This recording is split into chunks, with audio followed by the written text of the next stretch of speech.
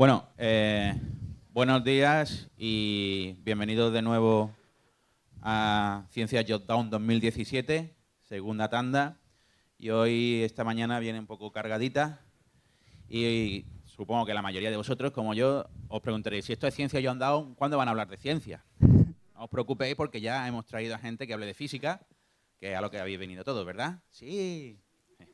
Bueno, estos son los que, esto ya lo dije ayer, son los que hacen posible estas jornadas, pero lo que nos ha traído esta mañana de sábado aquí es el gran Francis Villatoro, que es, bueno, aparte de ser muchas cosas, pero entre otras cosas es el referente en la divulgación por escrito, en podcast y en otros formatos de la física, así que si alguien quiere estar informado de los últimos avances en física, yo recomiendo que visitéis su blog, que es... lo tiene en la plataforma Naucas y es el blog de la Mula Francis, lo buscáis en Google y eso os sale ahí. Y entonces Francis ha venido a hablarnos, bueno, este es Francis, ya veis cómo se las gasta, esto es una charla de divulgación, ¿eh? Se explicó, el otro día, hace una semana, creo que explicó el spin en 10 minutos, así que ¿qué podrá hacer en media hora? Y bueno, nos va a hablar de dos avances del siglo XX-XXI, uno es este, que aquí alguno todavía recuerda y ha jugado. A los que sois más jóvenes, esto es un casete y ahí había juegos y cosas y se tardaba mucho en cargar. Y claro, la otra contribución del siglo XX-XXI va a ser esta, que es la mecánica cuántica y qué ocurrirá cuando se mezclen ordenadores con cuántica. Así que yo creo que Francis nos va a hablar de los mitos, leyendas y qué puede y qué no puede hacer un ordenador cuántico y de otras cosas. Así que un fuerte aplauso y a disfrutar.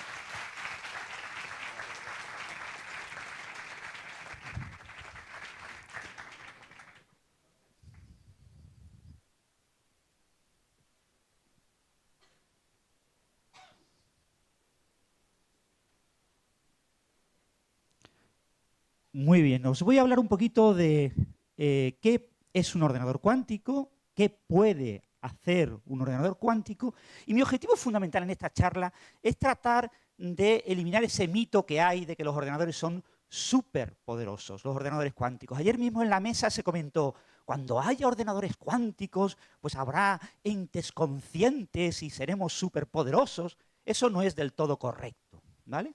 Es decir, cuando hablamos del superpoder cuántico, tenemos que hablar básicamente de dos puntos de vista. Por un lado, el punto de vista de lo que podemos calcular, eso se llama la teoría de la calculabilidad, que se basa en lo que podemos calcular con recursos ilimitados, tanto en espacio como en tiempo. Y por otro lado, lo que podemos calcular con recursos limitados. Eso se llama la teoría de la complejidad.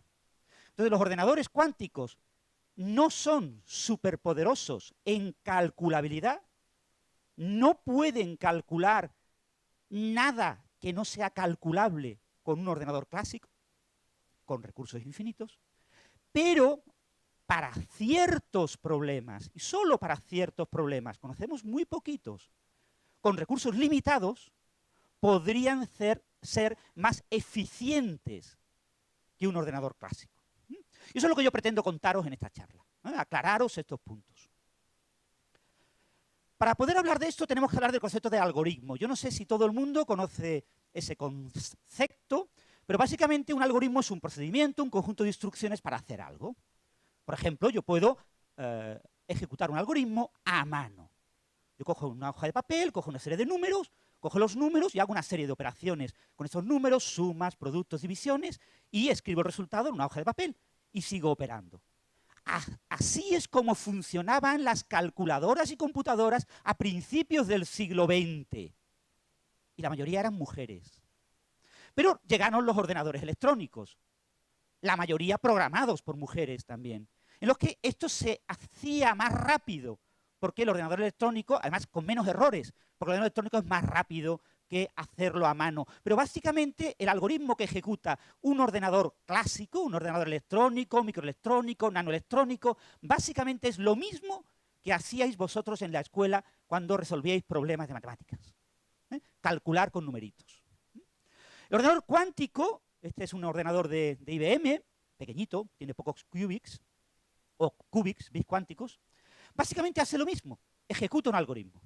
Yo preparo el ordenador cuántico en un estado inicial y en ese estado inicial voy ejecutando una serie de operaciones cuánticas y va cambiando el estado inicial. De tal manera de que normalmente el estado inicial es equiprobable todas las posibles soluciones al problema y yo voy cambiando con mis operaciones las probabilidades de ciertos estados, de ciertas soluciones.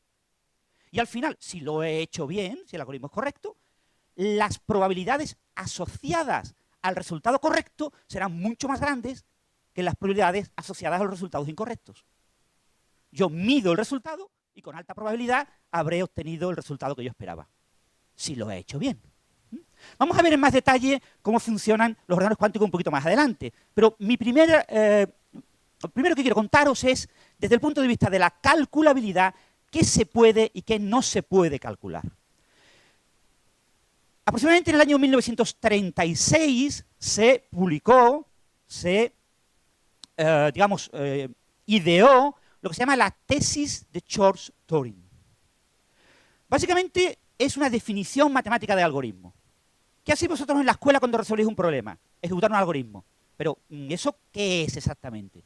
Bueno, pues hay modelos matemáticos de lo que es un algoritmo. Hay modelos, por ejemplo, como las funciones mu recursivas de Gödel, como las máquinas de Turing, como las fórmulas lógicas del cálculo lambda de Chorley, como las gramáticas de tipo 0 de Chomsky, como cadenas de Markov, redes neuronales, etcétera, etcétera. Todos esos modelos matemáticos de lo que es un algoritmo son equivalentes entre sí. En el sentido de lo que se puede hacer con cualquiera de ellos.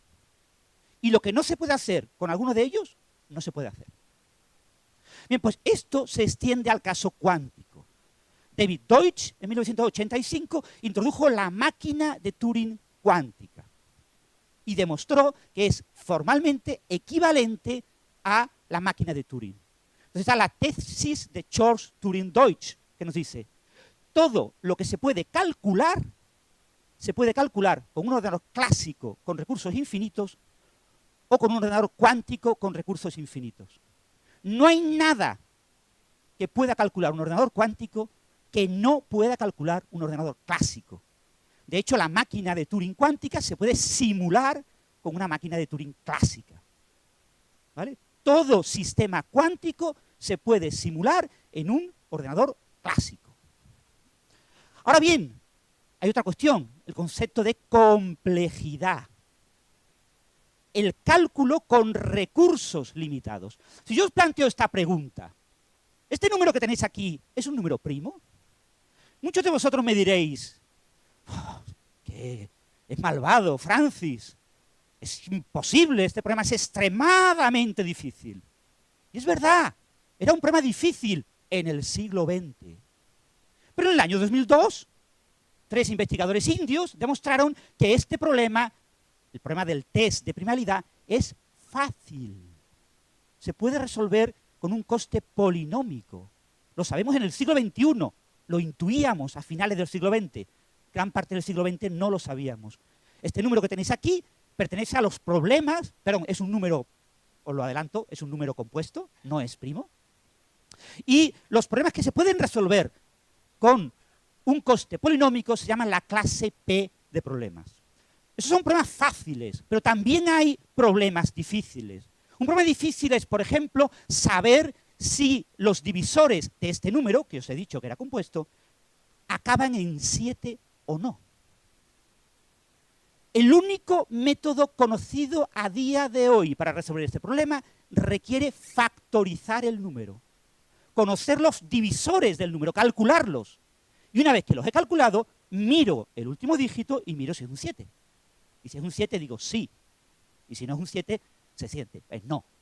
¿Vale? Pero tengo que factorizar el número. Estos son problemas que se llaman problemas que requieren un coste no polinómico, pero que se puede verificar la respuesta de manera eficiente, en coste polinómico. El problema es difícil de resolver, pero fácil de verificar. Si yo tengo 2 factores, o 3 factores, o 4 factores primos, los multiplico y compruebo si el número es el correcto. ¿Vale? Multiplicar es muy fácil. Es un problema P. Es decir, esta es la clase de problemas NP. Entonces lo que tenemos básicamente, resumiendo muchísimo en complejidad, es que tenemos problemas fáciles que tienen solución eficiente en coste polinómico, problemas de verificación fácil, los NP, pero cuyo coste es no polinómico, y ocurre algo maravilloso con las matemáticas. Las matemáticas son absolutamente poderosas. A veces hacen cosas que parecen imposibles. Se puede demostrar matemáticamente en menos de una página que hay algoritmos dentro de la clase NP que cualquier algoritmo, todos los algoritmos NP, se pueden reducir a ellos de forma eficiente. Esto parece imposible. O sea, ¿cómo es posible que alguien demuestre que todos los algoritmos NP se pueden implementar usando un algoritmo concreto y una pequeña modificación de ese algoritmo? Pues eso se puede demostrar, y la demostración ocupa media página. Eso sí, requiere un pequeño libro de texto por detrás para que entendáis el lenguaje de la demostración, pero es fácil de entender, ¿vale? Es muy fácil de entender. Bien, esos problemas se llaman NP completos. Entonces, un problema NP completo, si fuera eficiente, si yo fuera capaz de pasar un problema NP completo a P, automáticamente todos los NP serían P. Y habría P igual a NP. ¿Vale? Solución eficiente sería verificación eficiente. Pero no somos capaces de hacerlo y de hecho la opinión oficial es que esto es imposible. ¿Vale? En NP, si yo paso un problema de NP a P, no hago nada. NP tiene infinitos algoritmos. Si le quito a infinito 1, siguen siendo infinitos. Y si lo meto en P tengo infinitos algoritmos. Añado 1, siguen siendo infinitos. O sea que pasar problemas de NP a P no me ayuda para nada. Lo que yo querría sería pasar problemas de aquí arriba. ¿Y qué hacen los ordenadores cuánticos? Este señor, Peter Shor, demostró en el año 1994, de una manera muy curiosa y utilizando herramientas que ya eran conocidas, que el problema de factorización de números, que es NP en ordenadores clásicos, tenía un coste polinómico con ordenadores cuánticos. La clase de problemas que se pueden resolver con un ordenador cuántico en un coste acotado polinómicamente se llama clase BQP. Entonces este señor demostró que factorizar números es un problema NP clásico. Creemos, no tenemos el algoritmo P, podría existir, podría un joven en esta sala descubrirlo, pero todavía nadie lo ha descubierto. Pero en el caso cuántico ya tenemos un algoritmo que lo convierte en polinomial. Y podemos factorizar este número y como comprobáis, los factores acaban en 7. ¿Vale? La respuesta al problema que teníamos antes era 1. Este algoritmo, BQP, se basa en una cosa que se llaman transformadas de Fourier cuánticas. Es un algoritmo muy sencillo de entender, pero requiere unas 4 o 5 páginas. ¿Vale? Pero se puede entender. Si un estudiante de informática tiene capacidad para entenderlo en un tercero o cuarto de carrera. Y tiene coste supercuadrático subcúbico. No tiene ni coste cúbico, es un coste muy bajo. ¿Qué permiten hacer los ordenadores cuánticos? Los ordenadores cuánticos permiten pasar unos poquitos problemas NP a la clase P. Los ordenadores cuánticos pueden resolver todos los problemas P de forma eficiente y algunos poquitos problemas NP los pasan a P. Pero todavía no hemos descubierto que sean capaces de pasar un NP completo a P. Si fueran capaces de hacerlo, P sería igual a NP y recibiríamos $1 millón. Pero creemos que no va a ser posible. Y fijaros una cosa curiosísima, incluso problemas más complejos aún, problemas que están aquí fuera, como los problemas P-espacio o los problemas en tiempo exponencial, algunos problemas más allá de la clase NP también son eficientes en un ordenador cuántico. Pero eso no me ayuda en nada, solo me ayuda para esos problemas concretos. ¿Qué es un ordenador cuántico? Tanto hablar de ordenadores cuánticos estaréis diciendo, ¿qué será eso de la computación cuántica? Tengo que meter un poquito de matemáticas, Tengo que meter un poquito de matemáticas. Va a ser una matemática muy sencilla. Vosotros sabéis que una moneda tiene cara o cruz, puede estar sesgada, puede tener una probabilidad de que salga cara y una probabilidad de que salga cruz. Por ejemplo, 40-60%, 30-70%. Bien, entonces podemos hablar de la unidad básica de información, se llama bit. El bit es lo mínimo que podemos tener, dos estados, apagado, encendido, 1, 0, arriba, abajo. Bien, pues un bit probabilístico es lo mismo pero con una probabilidad. Una probabilidad de que salga cara, una probabilidad de que salga cruz. Y la probabilidad de que salga cruz es 1 menos la anterior. Fijaros que la probabilidad es positiva. Es un punto clave. Cuando yo en un ordenador clásico, no determinista, trabajo con bits probabilísticos, es decir, trabajo con probabilidades, si yo ejecuto una operación, la que sea, por ejemplo, con dos de estos bits, el 3 y el 7, el resultado, será el que sea, tiene que cumplir que la suma de sus probabilidades sea exactamente la misma. Se tiene que conservar la probabilidad. El resto de los bits no puede cambiar y la suma total tiene que ser la unidad. Es decir, estas son operaciones locales. Si yo hago algo con unos bits probabilísticos, afecto solo a esos bits probabilísticos. ¿Vale? ¿Qué pasa con un ordenador cuántico? Un ordenador cuántico es algo muy parecido, pero trabaja con lo que se llaman bits cuánticos. ¿Y qué es lo que diferencia a los bits cuánticos de los bits probabilísticos? La probabilidad cuántica. ¿Y qué diferencia la probabilidad cuántica de la clásica? Las probabilidades negativas. A las probabilidades negativas no les llamamos probabilidades, les llamamos amplitudes de probabilidad. Y las amplitudes de probabilidad en general son números complejos. Están en lo que se llama la esfera de Bloch. Entonces yo puedo tener un estado con una probabilidad 1 o puedo tener un estado con probabilidades negativas. Una combinación de estados con términos negativos o incluso con términos complejos. Y vosotros diréis, qué tontería. ¿Y eso qué aporta? Pues aporta mucho. ¿Por qué? Porque ya no es verdad que las operaciones tengan un efecto local. Ya no es verdad que si yo toco el bit cuántico 3 y el 7 con una operación y tengo un resultado B3 y B7, no es verdad que esto sea igual. Las amplitudes de probabilidad no son iguales. Las probabilidades sí. Esto elevado al cuadrado, sus módulos sí se cumplen. Pero las amplitudes no. Con lo que tengo fenómenos de interferencia destructiva, de interferencia constructiva. Cuando yo aplico una operación a dos bits cuánticos, afecta a todos los bits cuánticos que estén en superposición. Se llama una memoria cuántica. Yo opero localmente, pero el efecto de mi operación local, como puede dar valores negativos, afecta a todos el registro, a toda la memoria. Esta es la potencia, el poder cuántico. Pero hay un problema. Hacer ordenadores cuánticos es muy difícil. ¿Por qué? Porque tenemos que luchar contra la decoherencia cuántica. La decoherencia cuántica, en pocas palabras, es que los sistemas cuánticos quieren ser clásicos. No sabemos por qué, muy bien, pero les gusta ser clásicos. Entonces, cuando yo ejecuto operaciones en un registro cuántico, en una memoria cuántica, esas operaciones tienen efectos no locales, pero la decoherencia rompe los estados de superposición, esos estados en los que están en el registro cuántico, y lo va fraccionando. Y entonces pierdo poder cuántico.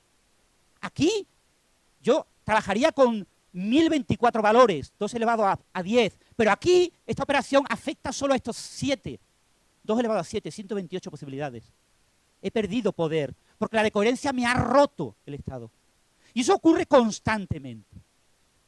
El vacío, el entorno, compite con el mecanismo de funcionamiento del ordenador cuántico. Yo tengo que lograr hacer con el ordenador cuántico lo que yo quiera, cuando yo quiera y con los qubits que yo quiera, sin que se rompa la superposición. Y el entorno, el ordenador cuántico tiene que estar en algún sitio, el entorno también quiere hacer lo mismo que yo. Quiere romperme el estado y troceármelo y poner superposiciones más pequeñas. Entonces yo tengo que luchar contra eso. Y en esa lucha es la dificultad de crear ordenadores cuánticos. Un ordenador basado en bits cuánticos, en qubits, no es un ordenador cuántico. Bits cuánticos es marketing. Estos ordenadores de esta compañía tienen 2048 qubits. pero son clásicos. Porque no computan en un estado de superposición cuántica de los 2048. Ellos como mucho pueden superponer cuánticamente 16, si tuvieran mucha suerte, pero solo han demostrado superponer 2. No han demostrado ser capaces de superponer 4, ni 16, aunque utilizan un pequeño circuito superconductor que incluye 16 qubits. Trabajar con qubits no es trabajar con un ordenador cuántico. Esto es un ordenador clásico no determinista. Porque la decoherencia destruye los estados de superposición y hace que funcione como un ordenador clásico. Fijaros cuál es la potencia del ordenador cuántico. Si yo tuviera 300 qubits en superposición, aislados del resto del universo, nada en el universo sabe que yo lo tengo, y yo tengo el poder absoluto de poder hacer con ellos lo que yo quiera, es difícil que vayamos a tenerlo, trabajaría de manera simultánea con 2 elevado a 300 estados. Trabajaría de forma simultánea con más estados que átomos hay en el universo visible. Y solo son 300 qubits. Lograr esto es muy difícil. Quizás sea imposible. Pero eso es lo que pretendemos hacer en el siglo XXI. Vosotros probablemente habéis oído que un futuro ordenador cuántico destrozará la seguridad en Internet. Todas vuestras tarjetas serán inseguras. Os podrán robar el que tenga un ordenador cuántico. Bueno, eso es completamente mentira. El ordenador que tenéis vosotros en vuestro teléfono móvil tiene capacidad computacional suficiente para descifrar las claves que utilizaba la CIA en el año 1990. Y vosotros estáis como locos buscando por internet información cifrada de la CIA de 1990 para descifrarla. Probablemente no. ¿Lo está haciendo la KGB? Tampoco. ¿Para qué? Me interesa la información cifrada a día de hoy. ¿Vale? ¿Y qué ventaja tienen los ordenadores cuánticos? Que trabajan convirtiendo en eficiente unos poquitos problemas no eficientes. Si yo cifro información con un problema NP que esté aquí, pues me tengo que preocupar. Pero el día siguiente ya dejo de preocuparme. ¡Ay, que tienen un ordenador cuántico de 256 qubits! Ningún problema. Cojo un algoritmo de cifrado, NP completo. Que los hay, se llaman postcuánticos. ¿Qué cuesta? Nada, tocar un botón. ¿Qué le cuesta a Amazon proteger vuestras tarjetas cuando haya ordenadores cuánticos? Nada. ¿Vale? Es decir, no hay que tenerle ningún miedo a los ordenadores cuánticos, porque no van a servir para eso. ¿Para qué sirve un ordenador cuántico?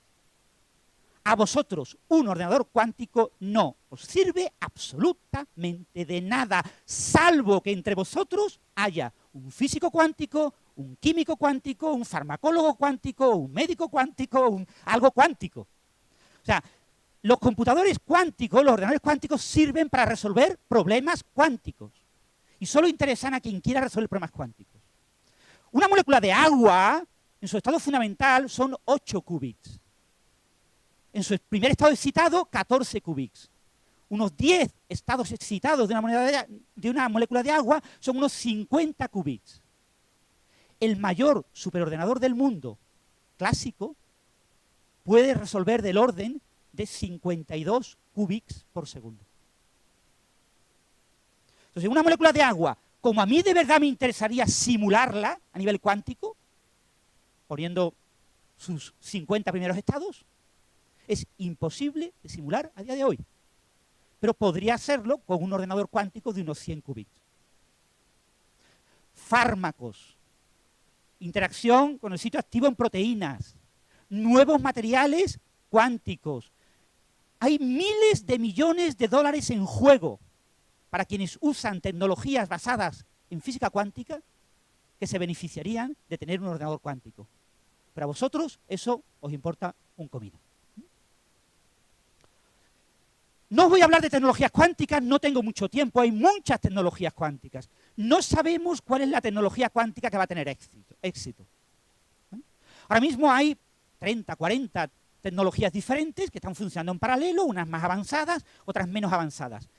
¿Qué tecnologías sobrevivirán en el año 2050? No soy Rappel, no puedo saberlo. ¿Qué tecnología será la que de verdad dé lugar a ordenadores cuánticos de 300 qubits, si es verdad que algún día se logran? Nadie puede saberlo. Hay que trabajar en muchos caminos y a ver si hay suerte y alguna de esas tecnologías funciona.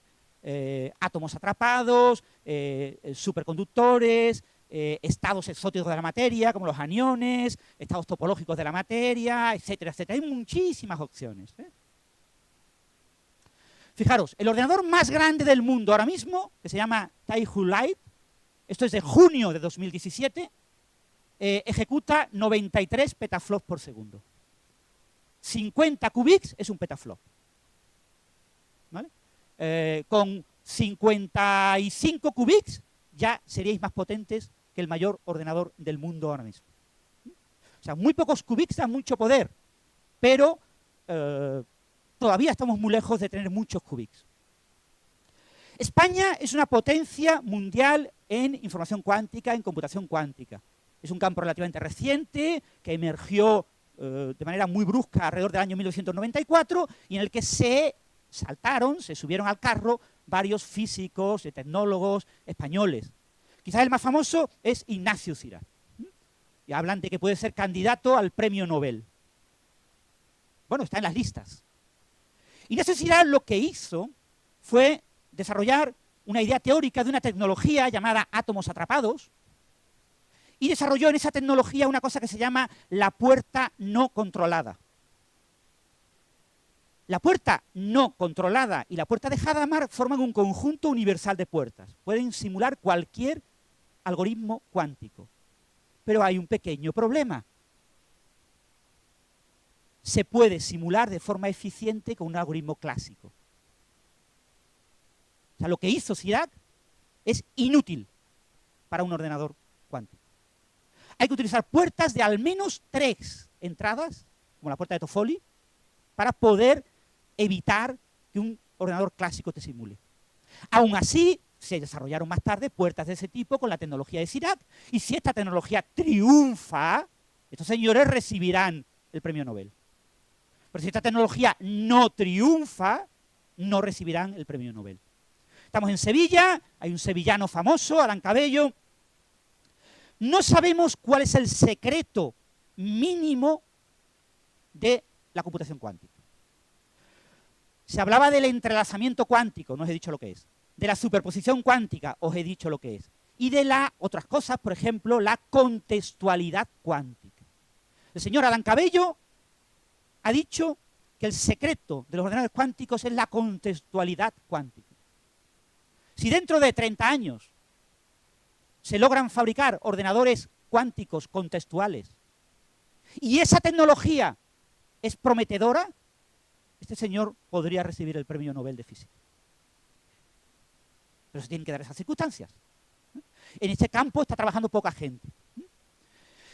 Y esto es lo que os quería decir, aclararos un poquito cuál es la circunstancia, cuál es el estado actual de la computación cuántica. Me he dejado muchas cosas en el tintero, os lo quería dar un repaso más o menos rápido, y lo que quiero dejaros claros es que no hay que tenerle miedo a los ordenadores cuánticos. Los ordenadores cuánticos tendrán un nicho natural que es ayudar a quien trabaje con la física cuántica.